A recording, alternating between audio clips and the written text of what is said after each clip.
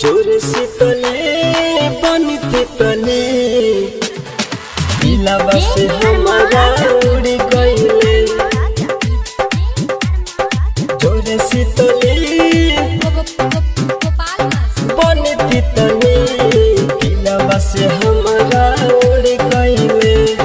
जोर शीतले बनती तले दिलवा से हमारा उड़ गइले। जोर शीतले बनती तले दिलवा से हमारा उड़ गइले। कइले बेवफाई याद बड़ी आई, कइले बेवफाई याद बड़ी आई, हमरा से काहे ते दूर गइले। जोर शीतले बनती तले दिलवा से हमारा उड़ गइले। जोर शीतले बनती तले दिलवा से हमारा उड़ गइले। जोर शीतले बनती तले दिलवा से हमारा उड़ गइले। कोई भरोसा धोखा ते दिहले कहियो ना खुश रहबे। छोड़ दी जहिया ऊ तोहरा के ओह दिन हमरे के जोहबे। ओह दिन हमरे के जोहबे, ओह दिन हमरे के जोहबे। कोई भरोसा धोखा ते दिहले कहियो ना खुश रहबे। छोड़ दी जहिया ऊ तोहरा के ओह दिन हमरे के जोहबे। ओह दिन हमरे के जोहबे, ओह दिन हमरे के जोहबे। शीशा के जैसन सोचल मोर सपना चकना चूर कइले। शीशा के जैसन सोचल मोर सपना चकना चूर कइले।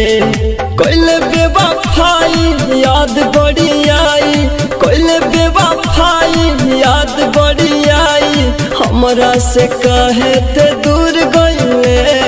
जोर शीतले बनती तले दिलवा से हमारा उड़ गइले।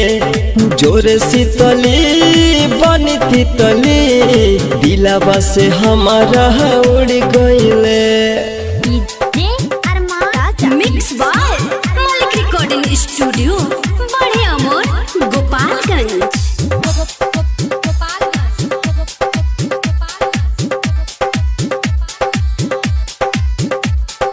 परदी बिहारी रोशन जैसन कतही यार न मिली। राइटर अरशद मुन्ना मतलबी तोरा बिना अब जीली, तोरा बिना अब जीली, तोरा बिना अब जीली।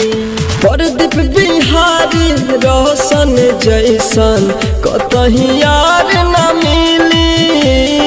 राइटर अरशद मुन्ना मतलबी तोरा बिना अब जीली, तोरा बिना अब जीली, तोरा बिना अब जीली। मारला सोहरब सिकंदर के प्यार में ते मजबूर कइले। मारला सोहरब सिकंदर के प्यार में ते मजबूर कइले। कइले बेवफाई याद बड़ी आई, कइले बेवफाई याद बड़ी आई, हमरा से काहे ते दूर गइले। जोर शीतले बनती तले दिलवा से हमारा उड़ गइले। जोर शीतले बनती तले दिलवा से हमारा उड़ गइले।